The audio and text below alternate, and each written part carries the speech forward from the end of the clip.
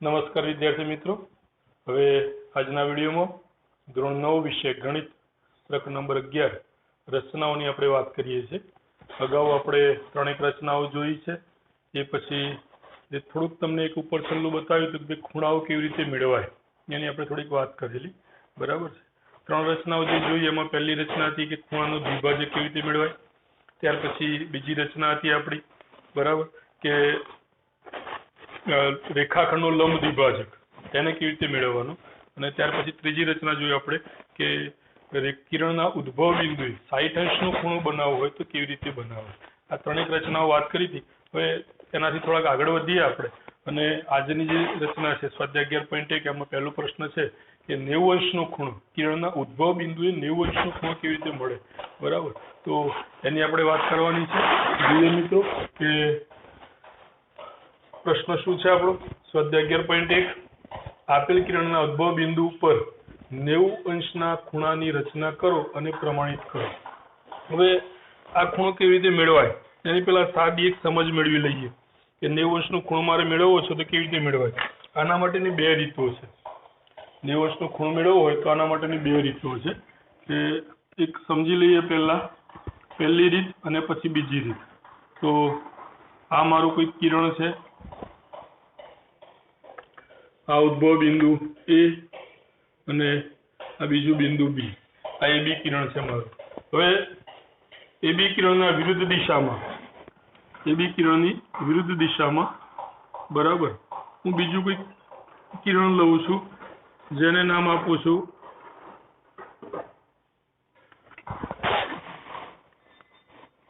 અહીં આગળ એક બિંદુ લઉં છું હું D, અહીં આગળ બિંદુ લઉં છું D।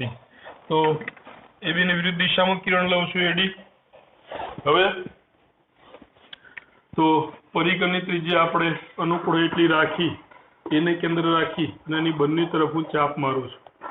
AB કિરણ અને AD કિરણ ઉપર હું ચાપ મારું છું અનુકૂળ ત્રિજ્યા રાખીને, AB અને AD કિરણ હું ચાપ મારું છું આ રીતે। હવે આ જે ચાપ માર્યા મેં એનું નામ આપી દઉં E અને F। જે ચાપ માર્યા મેં એના નામ આપી દઉં E અને F। તો E અને F ને વારાફરતી કેન્દ્ર લઈ, હવે એ બિંદુએ મારે લંબ દ્વિભાજક દોરવાનો છે। હવે શું કરવાનું છે, માત્ર આટલું કર્યા પછી લંબ દ્વિભાજક આપણે કેવી રીતે દોર્યું હતું એ આપણા મગજમાં છે, બરાબર છે। તો એનો આપણે ઉપયોગ કરવાનો છે। કોઈ પણ રેખાખંડનો લંબ દ્વિભાજક આપણે દોરવો હોય તો કેવી રીતે દોરીએ છીએ તેનો આપણે ઉપયોગ કરવાનો છે। તો આપણું આ જે બિંદુ E છે, બરાબર છે, અને આ આપણું બિંદુ આવ્યું કે અડધા કરતો વધારે ત્રિજ્યા રાખી અને લંબ દ્વિભાજકમાં શું કરતા આપણે ઉપર અને નીચે બંને જગ્યાએ ચાપ મારતા હતા। અહીં માત્ર આપણે ઉપરની તરફ ચાપ મારવાનો છે।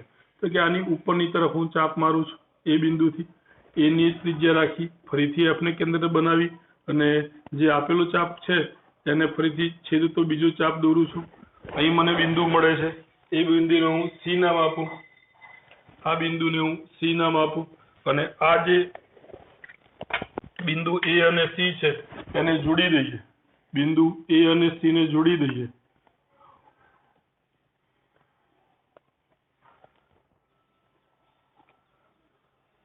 તો કે આ AC કિરણ છે, AC કિરણ, તો કે ખૂણો CAB એ મારો કેટલાનો થશે, 90 નો થશે।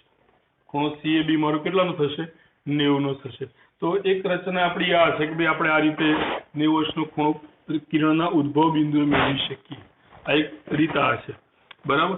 આપણે જે રીતની વાત કરવી છે એમાં શું કરીએ છે, તો એમાં આ તો ખ્યાલ આવી ગયો। ફરીથી નજર કરી લઈએ શું કર્યું આપણે આ કિરણ AB આપેલું હતું, એની વિરુદ્ધ દિશામાં કિરણ AD લીધું, બરાબર છે, અને એથી ચોક્કસ માપની ત્રિજ્યા રાખી અને એની બંને તરફ એટલે કે AB કિરણ ઉપર અને AD કિરણ ઉપર આપણે ચાપ માર્યા। ચાપ જે જગ્યાએ છેદે છે ત્યાં E અને F નામ આપ્યું।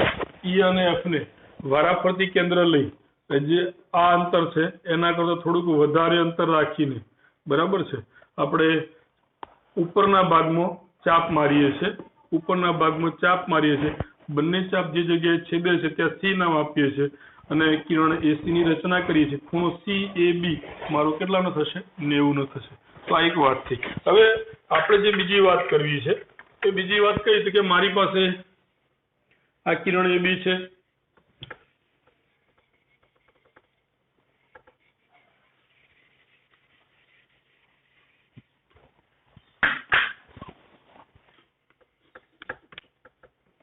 મારી પાસે કિરણ આ AB કિરણ છે. હવે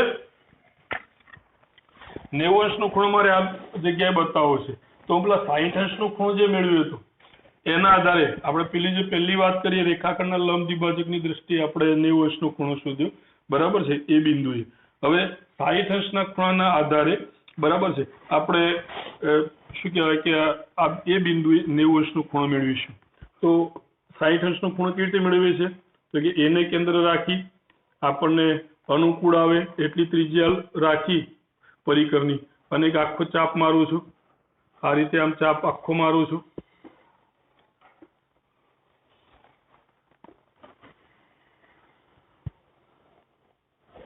આખો ચાપ મારું છું. 60 અંશના ખૂણા માટે આપણે પરિકરની ત્રિજ્યા બદલતા નથી, પણ આ ચાપ જે બિંદુએ છેદે છે એ બિંદુને આપણે શું કહીએ છીએ? ડી નામ આપીએ છીએ. એને આપણે શું નામ આપીએ? ડી નામ આપીએ, બરાબર. તો ડી ને કેન્દ્ર રાખી અને ફરીથી પરિકરની ત્રિજ્યા બદલ્યા વગર આપેલ ચાપને છેદે એ રીતે ચાપ મારો. તો આ મારો ખૂણો કેટલાનો થઈ ગયો? 60 નો. ફરીથી પાછું આને કેન્દ્ર રાખી, જે આપણું છેદ બિંદુ આવ્યું એને કેન્દ્ર રાખી, છેદ બિંદુ આવે છે એને કેન્દ્ર રાખી, પરિકરની ત્રિજ્યા એની જ રાખી અને ફરીથી પાછો આપેલ ચાપને છેદે એ રીતે બીજો ચાપ મારો. આ મારો કેટલાનો થઈ ગયો? તો કે આ મારો 60 નો થઈ ગયો. આ મારો કેટલાનો થયો? 120 નો. આ 60 નો, આ 60 નો, આ 120 નો થયો, બરાબર છે. હવે આ બે જે આવ્યા, આ 60 અને 120, આ બંનેનો દ્વિભાજક મેળવવો છે. આ બંનેનો દ્વિભાજક મેળવવો છે. દ્વિભાજક મેળવવા માટે શું કરીએ છીએ આપણે?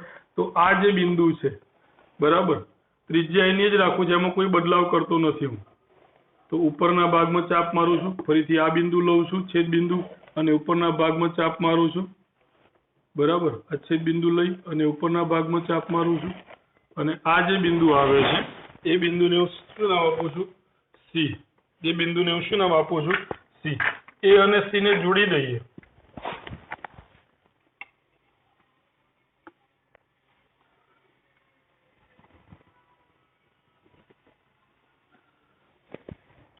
તો આ જે કિરણ AC મળશે, તો ખૂણો CAB એ મારો કેટલાનો થશે?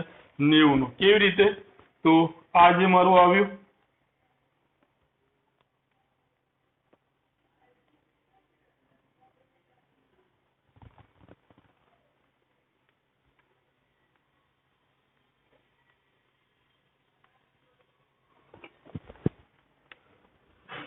બરાબર, આને હું E નામ આપું.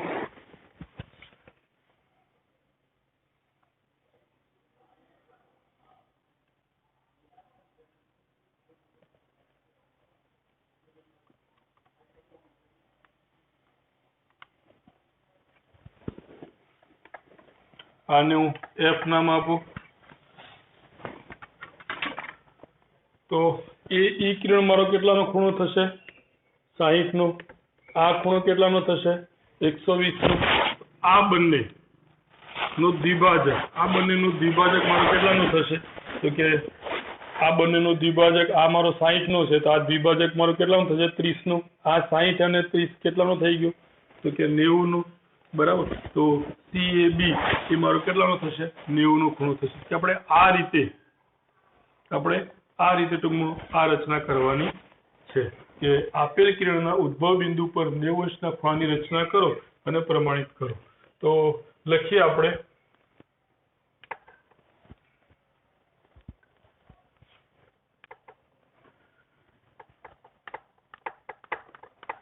કિરણ AB આપેલ છે, અને આકૃતિ ફરીથી બદલતા નથી, બરાબર. કિરણ AB આપેલ છે, બરાબર, વચ્ચે દોરેલી છે, આપણે એની જ રાખીએ છીએ. રચનાના મુદ્દા,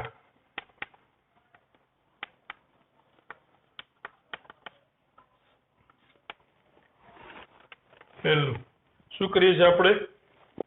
તો સૌથી પહેલા આપણે એવું કરીએ છીએ કે પરિકરની ત્રિજ્યા છે, પરિકરનું કેન્દ્ર એ રાખી અનુકૂળ ત્રિજ્યા લઈ અને આપણે એક આખો ચાપ મારીએ છીએ. એ ચાપ કિરણ એ બી ને જે જગ્યાએ છેદે ત્યાં ડી નામ આપીએ છીએ. બરાબર, એ બિંદુને ડી કહો. તો પરિકરનું કેન્દ્ર કયું લીધું આપણે? એ લઈ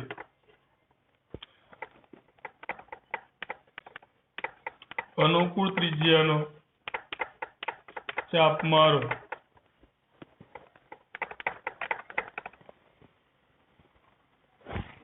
બરાબર, આ ચાપ AB ને જે બિંદુમાં છેદે તેને ડી કહો. જે બિંદુમાં છેદે એને આપણે શું કહેવાનું? ડી. બરાબર, એટલે પહેલી વાત પૂરી થઈ. ત્યાર પછી બીજો મુદ્દો. તો હવે શું કર્યું? તો કે ત્રિજ્યા આપણે બદલતા નથી. આપણો પહેલો ચાપ આવી ગયો. બરાબર છે. હવે ત્રિજ્યા બદલતા નથી. ત્રિજ્યા હવે છેક સુધી એની જ રાખીશું, કોઈ ફેરફાર નહીં કરીએ ત્રિજ્યામાં. બરાબર, હવે ડી ને કેન્દ્ર રાખી એ ત્રિજ્યા લઈ અને આપેલ ચાપ ઉપર ચાપ મારો. ડી ને કેન્દ્ર લઈ, બરાબર છે, ત્રિજ્યા એની જ રાખવાની અને આપેલ ચાપ ઉપર ચાપ મારો. એ જે બિંદુમાં છેદે એને ઈ કહો. બરાબર, તો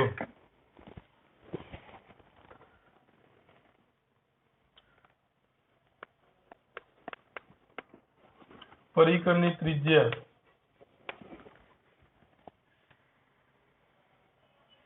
બદલ્યા વગર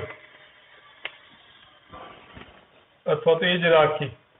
બરાબર છે, જે શબ્દ તમે મૂકો, પરિકરની ત્રિજ્યા બદલ્યા વગર, તો પરિકરની ત્રિજ્યા એ જ રાખી.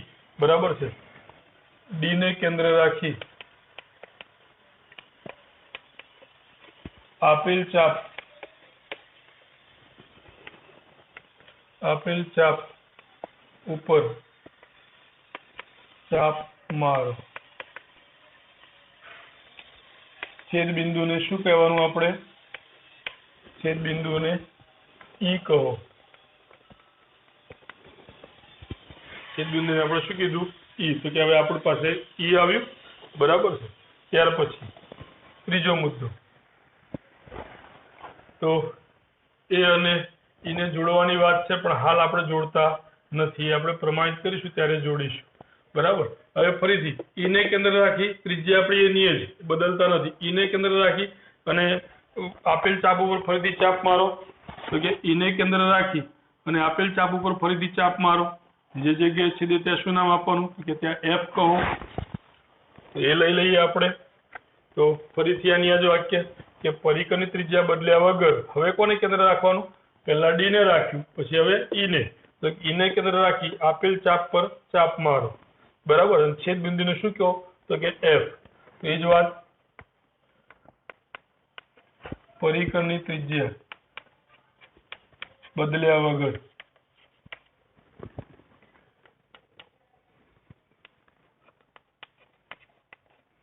આપેલ ચાપ પર, બરાબર, સોરી પેલું રહી ગયું, પરિકરની ત્રિજ્યા બદલ્યા વગર.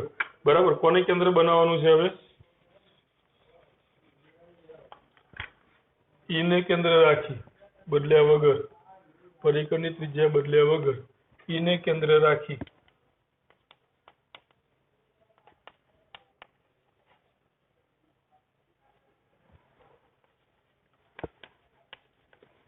આપેલ ચાપ પર ચાપ મારો.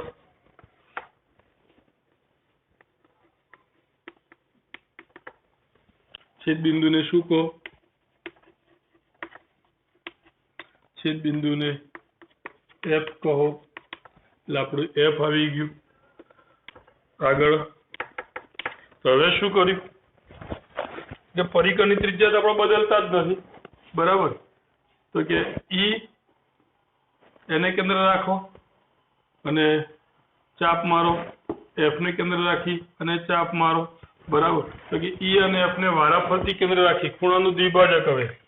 હવે કઈ રચના આવી? ખૂણાના દ્વિભાજકની.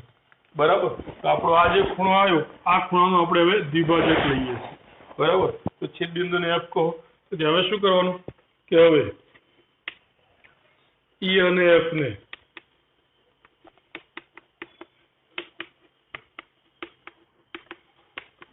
वाराफरती केंद्र लई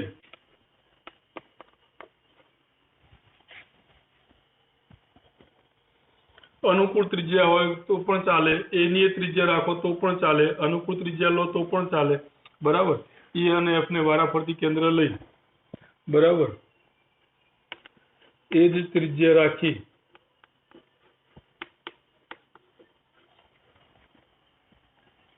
एई અને एएफ ना एई અને एएफ ना વચ્ચેના ભાગમાં एई અને एएफ ના અંદરના ભાગમાં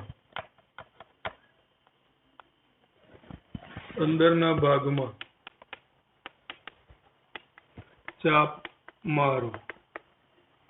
બંને ચાપના છેદ બિંદુને શું કહેવાનું આપણે તો કે છેદ બિંદુને સી કહો।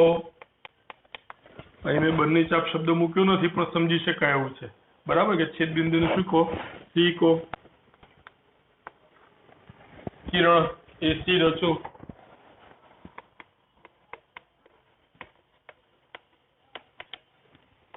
छठो खूणो CAB बराबर 90 अंश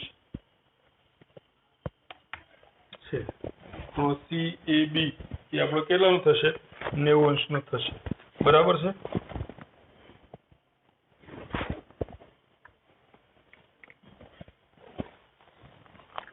तो मित्रों आ रचना आखी शुं करीए छे सौथी पहेला शरूआतथी आखी रचना फरीथी समजी लईए। फरीथी आखे आखुं भूसीन नवेसरथी करीए। चलो तमने थोड़ोक मुहावरो थई जाए। आपणे शुं आप्युं छे तो के किरणे बी आप्युं छे। पहेલું काम शुं करवानुं छे के परिकरનું केंद्र ए लई अनुकूल त्रिज्याનો चाप परिकरનું केंद्र ए लई अनुकूल त्रिज्याનો चाप छे ए अनुकूल त्रिज्याનો चाप આપણે આમ આખો મારીએ છે, બરાબર। તો આ રીતે अनुकूल त्रिज्याનો ચાપ માર્યો। હવે જે છેદ બિંદુ આવે છે એને આપણે શું નામ આપીએ છીએ કે આને ડી કહો, બરાબર। ત્યાર પછી ડી ને કેન્દ્ર રાખી ત્રિજ્યા બદલ્યા વગર, બરાબર, આપેલ ચાપ છે ને આપેલ ચાપ ઉપર ફરીથી ચાપ મારો તો કે ડી ને કેન્દ્ર રાખી આ ડી મારું કેન્દ્ર છે, બરાબર, અને આપેલ ચાપ ઉપર ચાપ મારો।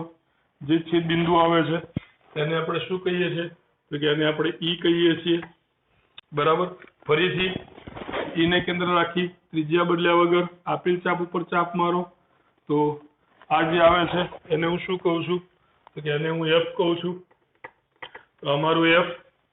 હવે ઈ અને એફ આ બંનેને વારાફરતી કેન્દ્ર લઈ અને એઈ અને એએફ ના અંદરના ભાગમાં આપણું એઈ કિરણ થશે, આ આપણું એએફ થશે, તેના અંદરના ભાગમાં આપણે ચાપ મારીએ છીએ। તો આ મારો ચાપ થયો, બરાબર છે। અહીંથી લઉં તો કે આ મારો ચાપ થશે, બરાબર। આ ચાપને થોડોક મારે લંબાવવો પડશે તો કે આ ચાપ અને આ જે બિંદુ આવે છે આ બિંદુને હું શું કહું છું સી।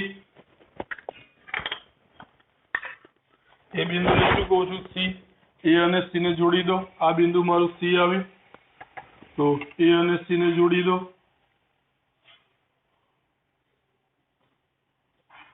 તો એ અને સી ને જોડતા કિરણ મને શું મળશે તો કે એસી કિરણ મળે।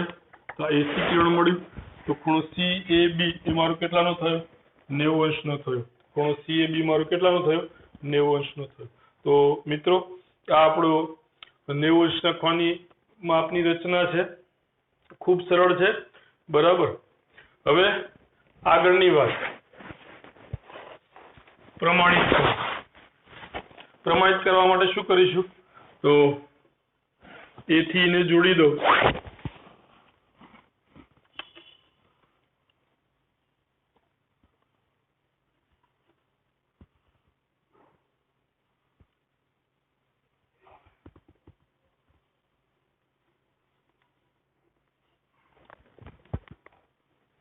એ ને જોડી દઉં એ જ રીતે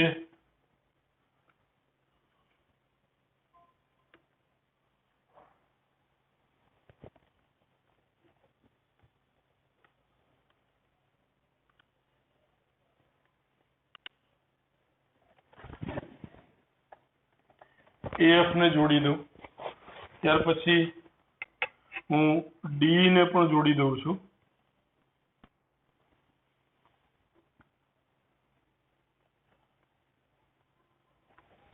અને એ જ રીતે આ જે આવ્યું મારું FE એને પણ જોડી દઉં છું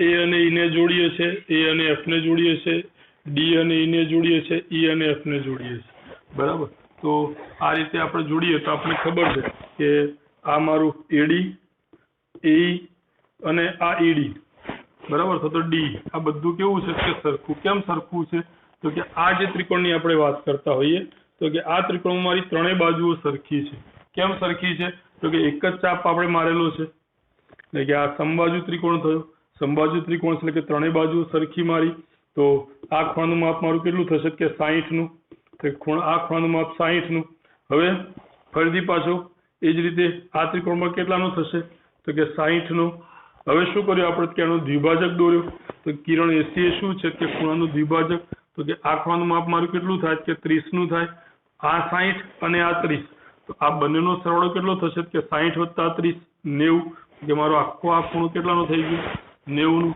મારે આ પ્રમાણિત કરવું છે તો પ્રમાણીકરણ લખીએ આપણે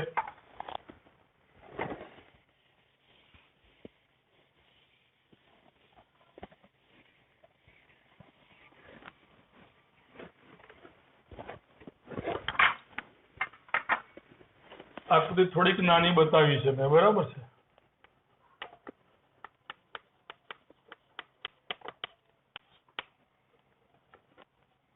પહેલા તો જ્યાં મેં જોડ્યા છે એ બધા લખી નાખું તો કે અહીં બરાબર AE પછી AF પછી DE અને કયું EF દોરો અથવા તો રચો તો AE AF DE અને EF આ બધાને જોડ્યા છે મેં લખી નાખ્યું બરાબર છે હવે કયા ત્રિકોણની વાત કરી છે તો આ લીટીઓ દોરેલી છે કયો ત્રિકોણ છે કે ADE તો કે ત્રિકોણ ADE માં આ ત્રિકોણમાં તમે જોશો બરાબર તો કે AD અહીંથી આપણે જે ત્રિજ્યા લીધી બરાબર છે અહીંથી જે ત્રિજ્યા લીધી એ જ આટલે સુધી જાય છે કે AD અને AE બંને કેવા થશે તો કે સરખા બરાબર ચાપ માર્યો ચાપની ત્રિજ્યા જેટલી રાખી હતી એટલી ને એટલી જ અહીં આવી બરાબર એટલે AD અને AE બંને કેવા થશે સરખા એનું જ માપ રાખી ત્રિજ્યા બદલ્યા વગર પાછું આપણે અહીં આગળ માર્યું બરાબર કે DE પણ કેવા તો કે સરખા કેમ તો કે સમાન ત્રિજ્યાના ચાપ માર્યા છે આપણે સમાન ત્રિજ્યાના ચાપ સમાન ત્રિજ્યાના ચાપ માર્યા છે અને માટે ત્રિકોણ ADE કયો થશે સમબાજુ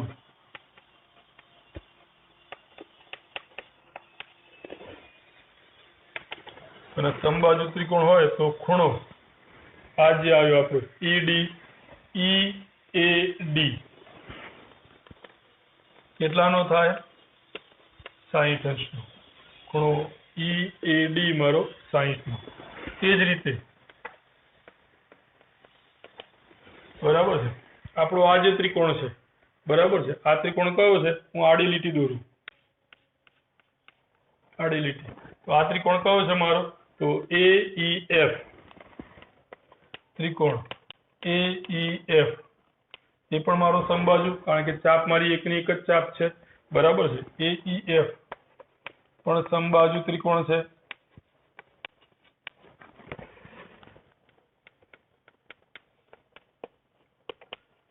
અને માટે એના ત્રણેય ખૂણાનું માપ કેટલું કે 60 નું એટલે કે આ ખૂણો A છે એ એટલે કયું કે EAF બરાબર તો કે ખૂણો EAF બરાબર કેટલો થાય 60 અંશ, આ ખૂણો પણ મારો કેટલાનો થશે બરાબર EAF, તો એ પણ 60 નો.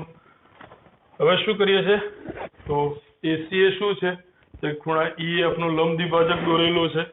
તો હવે AC એ ખૂણા EAF નો દ્વિભાજક, લંબ દ્વિભાજક તો રેખાખંડ માટે આવશે બરાબર છે. EAF એ શું છે દ્વિભાજક છે બરાબર છે. તો ખૂણા EAF નો દ્વિભાજક છે.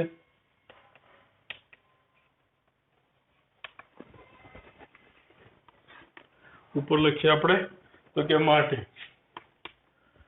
આ ખૂણો આવ્યો EAC બરાબર, તો કે ખૂણો EAC બરાબર કેટલો થશે તો કે 30 નો થશે બરાબર. EAC એ મારો કેટલો થશે, આ વચ્ચે વાળો ખૂણો મારો 30 નો થાય. તો હવે આ બેનો સરવાળો લઈએ તો કે CAB, તો કે ખૂણો CAB બરાબર શું છે તો કે ખૂણો આ આવ્યો EAB બરાબર છે, અથવા EAD આપણે લીધો તો કે EAD ખૂણો EAD વત્તા ખૂણો આ જે આવ્યો આપણો એટલે કયો છે તો કે આપણો આવ્યો EAC,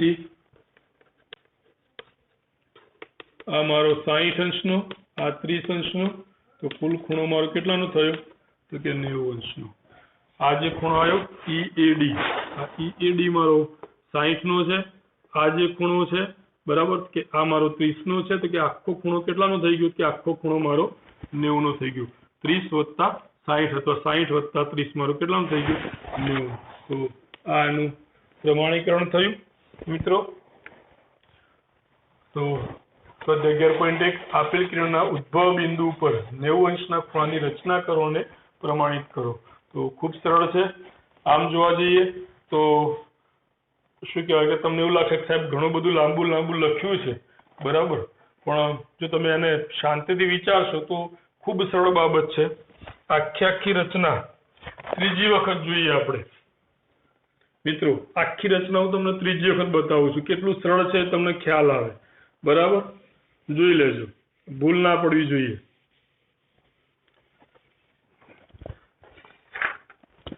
સૌથી પહેલું કામ, આપણને કિરણ AB આપેલું છે બરાબર. આપેલ કિરણ એટલે કે આપેલ કિરણ આપણને કિરણ AB આપેલું છે. તેના ઉદ્ભવ બિંદુ કયું છે કે A. તો ઉદ્ભવ બિંદુ A ને કેન્દ્ર રાખી અનુકૂળ ત્રિજ્યાનો ચાપ છે. અનુકૂળ ત્રિજ્યાનો ચાપ આપણે આખો એક અનુકૂળ ત્રિજ્યાનો ચાપ મારીએ છીએ, અનુકૂળ ત્રિજ્યાનો ચાપ આપણે મારીએ છીએ.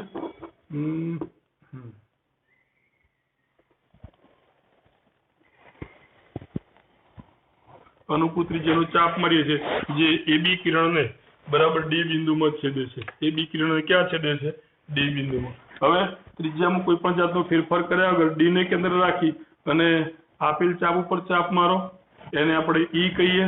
ફરીથી પાછું E ને કેન્દ્ર રાખી આપેલ ચાપ ઉપર ચાપ મારો, એને આપણે F કહીએ. તો આ મારું બિંદુ E અને આ બિંદુ મારું F. E અને F ને કેન્દ્ર રાખી બરાબર છે. ત્રિજ્યા બદલાતો હોય ને ના બદલાતો હોય બરાબર છે. આપણે એની ત્રિજ્યા રાખીએ છીએ, કોઈ ફેરફાર કરતા નથી બરાબર. તો AE અને AF ના અંદરના ભાગમાં આપણે ચાપ મારીએ છીએ. તો E અને F ને વારાફરતી કેન્દ્ર રાખી અને E અને EF ના અંદરના ભાગમાં ચાપ મારીએ છીએ. બંને જે જગ્યાએ છેદે છે ત્યાં હું C નામ આપું છું અને આ જે છે એને જોડી દઈએ. તો આ જે છે એને જોડી દઈએ તો મને આ ખૂણો કેટલાનો મળશે CAB, તો કે CAB મને 90 નો મળશે. CAB મને કેટલાનો મળશે 90. તો આ મારી રચના થઈ ગઈ. જે મેં કર્યું એ જ મારે લખવાનું છે. ક્લિયર. ત્યાર પછી હવે આને પ્રમાણિત કરવાનું છે. તો કે આ મારો આને જોડી દઉં, હું આને જોડી દઉં, આને પણ જોડી દઉં અને આને પણ જોડી દઉં. તો આ ખૂણો મારો, આ ત્રિકોણ મારો સમબાજુ ત્રિકોણ, કારણ કે AD AE અને ED સમાન ત્રિજ્યાના ચાપ છે. તો કે આ મારો સમબાજુ ત્રિકોણ થયો. સમબાજુ ત્રિકોણ છે એટલે કે બધા ખૂણા સરખા, એટલે કે આ ખૂણો મારો કેટલાનો થશે 60 નો, તો કે આ ખૂણો મારો 60 નો. એ જ રીતે આ ખૂણો પણ મારો કેટલાનો 60 નો, કારણ કે એ પણ મારો સમબાજુ ત્રિકોણ છે. તો ACA EF નો શું છે કે દ્વિભાજક. તો આ ખૂણો મારો કેટલાનો થાય કે આ ખૂણો મારો 30 નો થાય. 60 + 30 કેટલા કે 90. આ એનું પ્રમાણીકરણ થઈ ગયું. એટલે પ્રમાણીકરણ પણ ખૂબ સરળ છે, લખવાનું પણ ખૂબ સરળ છે. તમે જોશો તો આ વાત આપણે જે કરી એ માત્ર એક કે આખું ભલે અડધો કલાક થયો હશે, પણ આજે સમજવાની વાત કરીએ તો માત્ર 1 કે 2 મિનિટનું કામ છે. સરળતાથી આપણે આનું રિવિઝન પણ કરી શકીએ અને યાદ પણ રાખી શકીએ, એટલું સરળ છે મિત્રો. તો આ આપણો સ્વાધ્યાય 11.1 એનો પહેલો દાખલો કે આપેલ કિરણના ઉદ્ભવ બિંદુ પર 90 અંશના ખૂણાની રચના કરો અને પ્રમાણિત કરો. હવે આગળની જે વાત કરવાની છે આપણે, બરાબર, એ 45 અંશના ખૂણાની વાત કરવાની છે. ત્યાર પછી બીજા કેટલાક ચોક્કસ માપના ખૂણાઓ છે એની પણ આપણે વાત કરવાની છે. તે આપણે આગળના વિડીયોમાં જોઈશું. આ વિડીયો આપણે આટલે અટકાવીએ છીએ મિત્રો. જય હિન્દ, જય ભારત.